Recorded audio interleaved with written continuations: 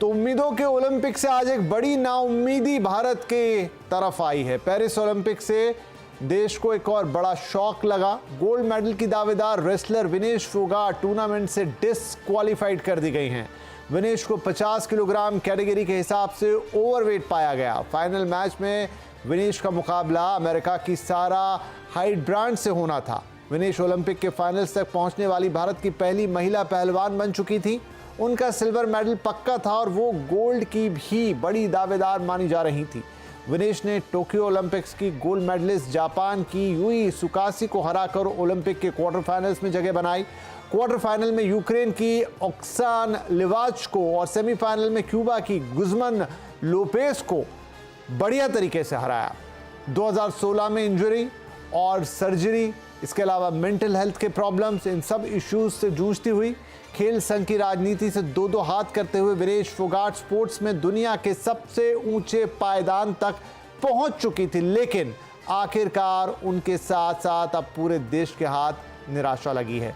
Olympic नियमों के मुताबिक 2 दिन चलने वाले इवेंट में दोनों दिन खिलाड़ी का वजन लिया जाता है। पहले दिन विनेश वजन के इस टेस्ट में पास हो गई थी, लेकिन दूसरे दिन वजन सिर्फ 50 किलोग्राम कैटेगरी से 100 ग्राम ज़्यादा निकला, यानी कि 50 किलो 100 ग्राम, और उनके सपनों का सफ़र और भारत की उम्मीदें वहीं ख़त्म हो गई। विनेश फोगाट के लिए प्रधानमंत्री नरेंद्र मोदी ने एक्स पर बहुत भावुक पोस्ट लिखी है और कहा है कि विनेश, आप चैंपियनों की चैंपियन हैं, आप भारत का गौरव हैं और हर भारतीय के लिए प्रेरणा हैं।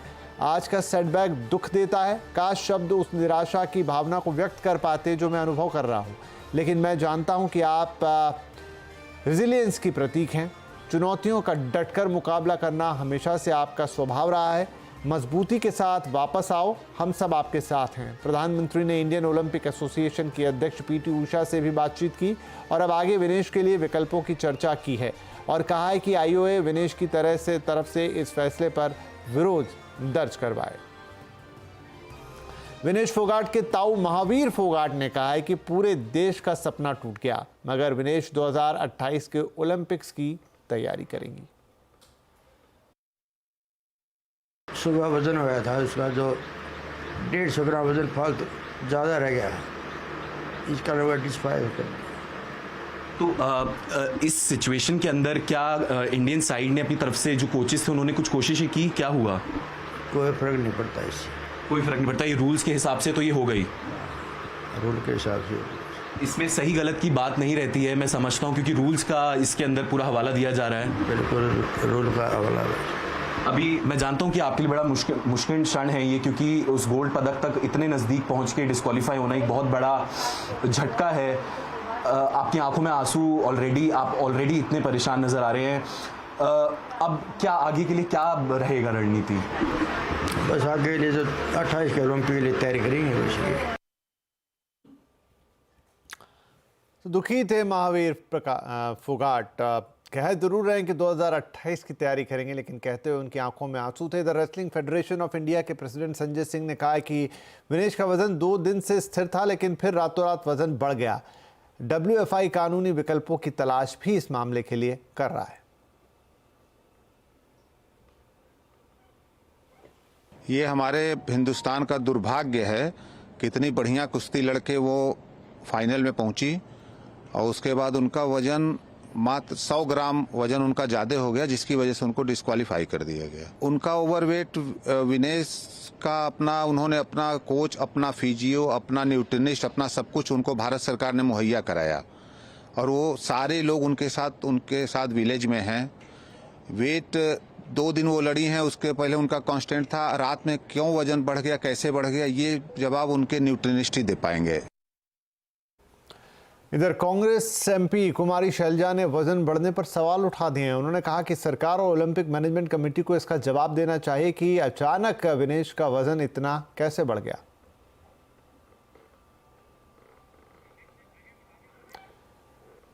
चलिए, खेल पत्रकार संदीप गर्ग अब हमारे साथ हैं, लेकिन उससे पहले आपको सुनाते हैं कि जयंत चौधरी ने इस मामले पर क्या कहा है, जो केंद्रीय राज्य मंत्री हैं।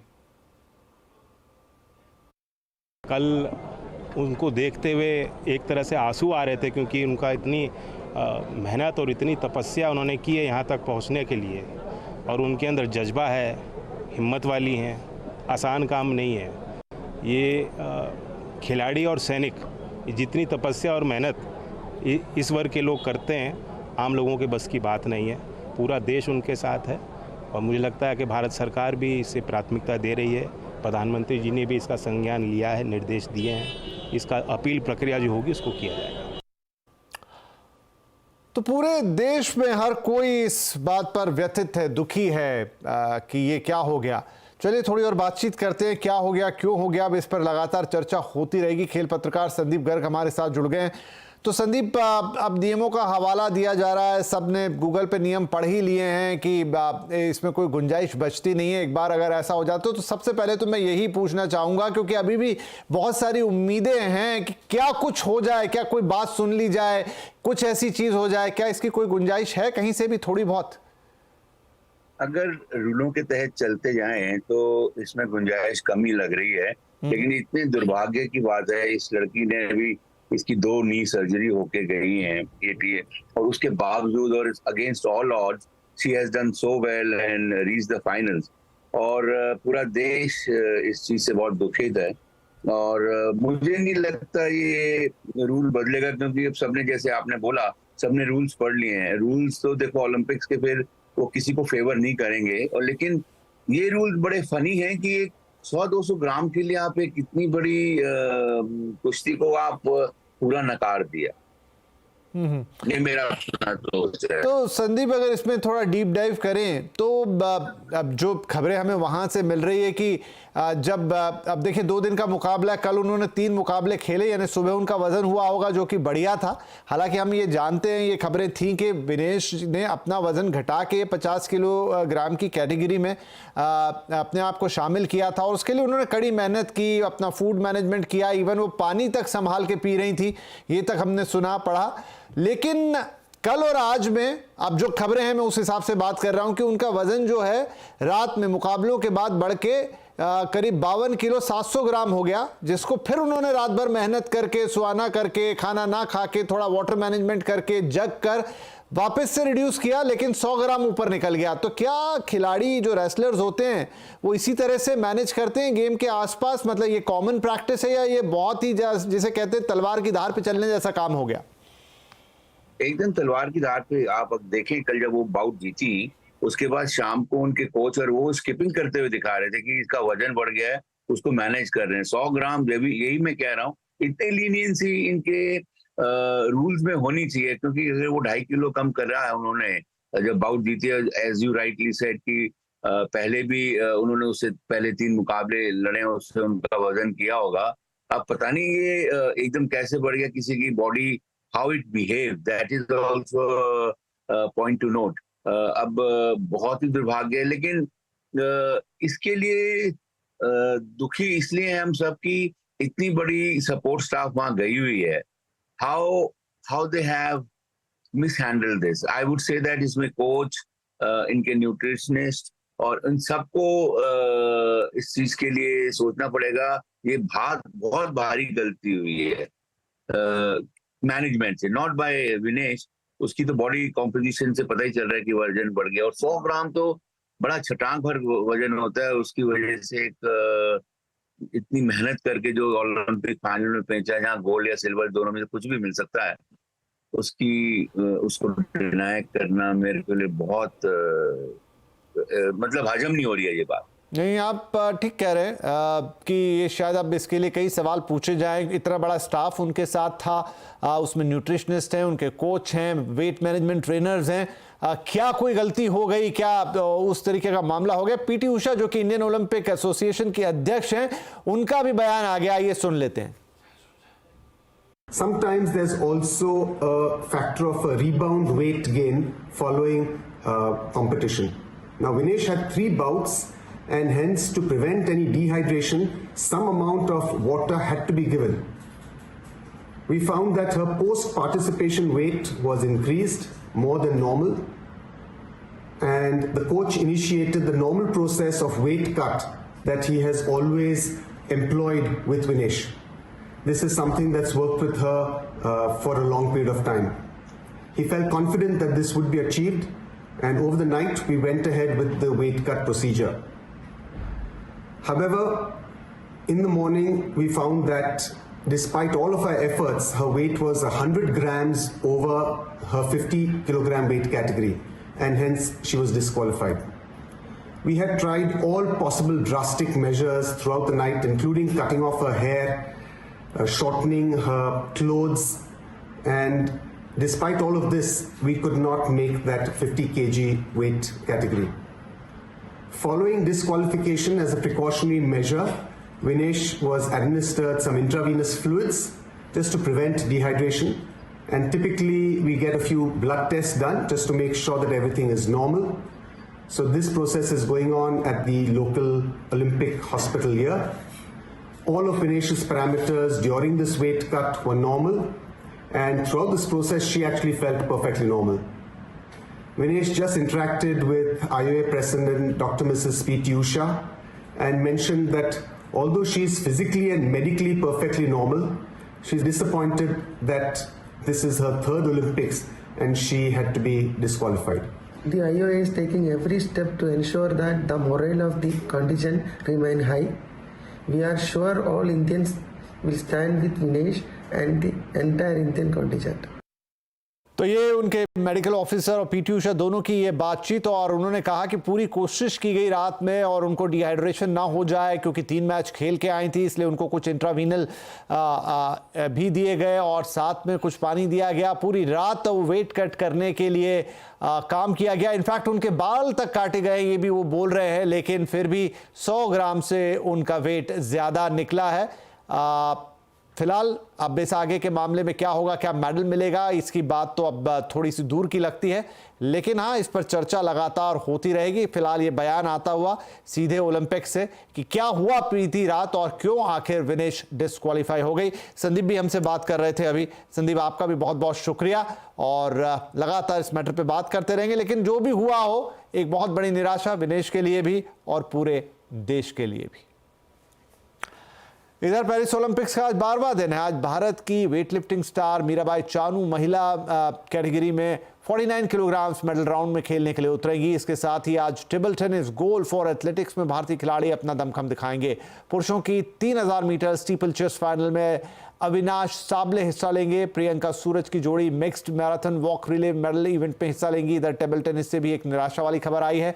भारतीय महिला टीम क्वार्टर फाइनल मुकाबले हार कर बाहर हो गई है, जहां पर 3 मुकाबले थे। इनफैक्ट ये एक डबल्स का क्वार्टर फाइनल था और 2 सिंगल क्वार्टर फाइनल, इसमें तीनों में भारतीय टीम खेल रही थी और तीनों में ही जर्मनी की टीम से भारत हार गई। कल देर रात हुए हॉकी के सेमीफाइनल में भी भारत का दिल टूटा। मैच में जर्मनी ने भारत का फाइनल में जाने का सपना तोड़ दिया। जर्मनी ने भारत को 3-2 से हराया। भारत के पास अब ब्रॉन्ज मेडल जीतने का जरूर मौका है। भारत ब्रॉन्ज मेडल मुकाबले के लिए स्पेन से भिड़ेगा।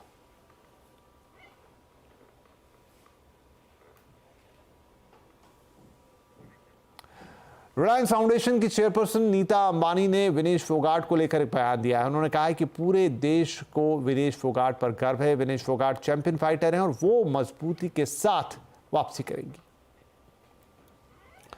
ओलंपिक्स में भारत की स्टार खिलाड़ी मनु भाकर देश लौट आई हैं। मनु भाकर का आज सुबह दिल्ली एयरपोर्ट पर जोरदार स्वागत हुआ। पेरिस ओलंपिक्स में मनु भाकर ने शानदार प्रदर्शन किया और 2 ब्रॉन्ज मेडल देश के नाम किए। हरियाणा के झज्जर की रहने वाली Manu women's 10 metre air pistol में और मिक्स्ड इवेंट में सरबजोत सिंह के साथ मिलकर ब्रॉन्ज मेडल जीतने में कामयाब रही। मनु एक ही ओलंपिक में 2 पदक जीतने वाली पहली भारतीय महिला हैं। इनफैक्ट उन्होंने 25 मीटर एयर पिस्टल में भी शानदार प्रदर्शन किया, लेकिन कुछ अंकों से वो चूक गई और चौथे स्थान पर रही। नहीं तो वो एक बार एक ओलंपिक से 3 मेडल लेकर आने वाली भी पहली भारतीय बन जाती।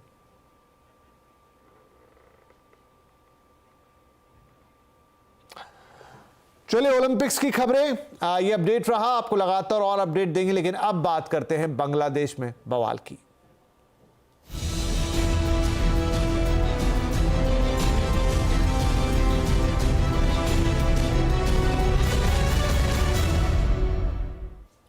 बांग्लादेश में तख्ता पलट के बाद अब वहां सरकार बनाने की कवायद तेजी से चल रही है। नोबेल पुरस्कार विजेता मोहम्मद यूनुस को अंतरिम सरकार का नेता घोषित किया गया है। इधर भारत ने अपने गैर जरूरी स्टाफ को बांग्लादेश से निकालने की प्रक्रिया शुरू कर दी। आज एयर इंडिया और इंडिगो की स्पेशल फ्लाइट से 400 से ज्यादा लोगों को भारत लाया गया। बांग्लादेश पर ज्यादा अपडेट के लिए अब हमारे साथ जुड़ रहे हैं हमारे संवाददाता अभिषेक झा और असीम मनचंदा। पहले हम चलेंगे अभिषेक के पास। तो अभिषेक, बांग्लादेश से क्या अपडेट है? देखिए, दो खबरें आ रही हैं। एक तो अंतरिम सरकार मोहम्मद यूनुस उसका नेतृत्व करेंगे, और दूसरा कि हिंसा जो कि भड़की थी इनफैक्ट शेख हसीना के बांग्लादेश छोड़ने के बाद, वो अभी भी बहुत बड़े लेवल पर है। अवामी लीग के कई नेताओं को की मौत हो गई है, उनकी लाशें मिल रही हैं, और लगातार इसी तरह की खबरें बांग्लादेश से अभी भी आ रही हैं। देखिए, मोहम्मद यूनुस निश्चित रूप से एक सर्वमान्य नेता के रूप में, विचारक के एक अर्थशास्त्री के रूप में है, जिनके ऊपर बांग्लादेश का जो ये पूरा प्रतिशोधी छात्र है, उन्होंने अपना भरोसा जताया है। अब आने वाले दिनों में जो बांग्लादेश में हालात है, जिस प्रकार का आपने बात की रिवेंज पॉलिटिक्स की बात, फॉरेन पॉलिसी की बात, सिक्योरिटी अपरेटस की बात, इसको संभालने में मोहम्मद यूनुस कितने कामयाब होंगे ये देखना होगा, क्योंकि अभी भी वहां पर एक पॉलिटिकल कंसेंसस नहीं बन पाया है कि कौन सी पार्टियां वहां पर होंगी। आप इस बात को याद रखें कि अवामी लीग, जिसकी नेता शेख हसीना थी कल तक, और जिन्हें वहां से भागकर भारत आना पड़ा है, अभी भी उसका पूरा कार्डर बेस वहां खत्म नहीं हुआ है। वो अभी हारा जरूर है और शायद छुपा भी हुआ है, लेकिन बहुत बड़ी तादाद में अवामी लीग के भी समर्थक अभी भी बांग्लादेश में मौजूद है, और वक्त पड़ने पर थोड़ा सा माहौल जब बेहतर हो जाए तो हो सकता है वो वापस आए। तो ये उहापोह और तकरार की स्थिति बांग्लादेश के जो इंटरनल पॉलिटिक्स है और काम है, उसके लिए अच्छा नहीं है।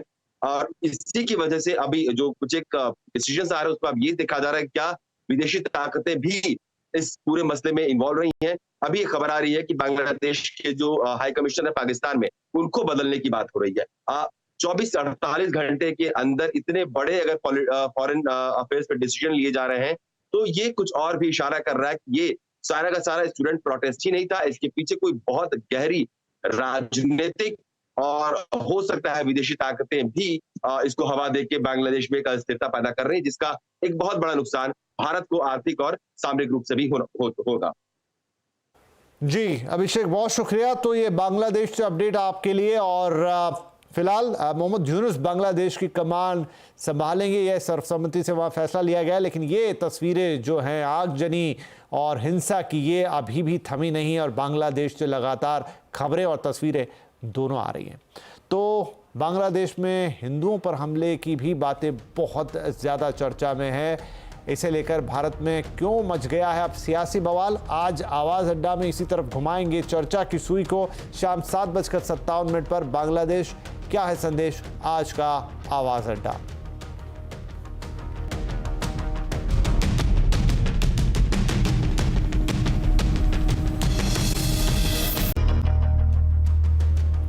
वेलकम बैक, आप देख रहे हैं आवाज समाचार। अब कुछ और खबरें, बात करेंगे बाजार की। 3 दिन की गिरावट के बाद बाजार आज रिकवरी मोड में दिखाई दिए।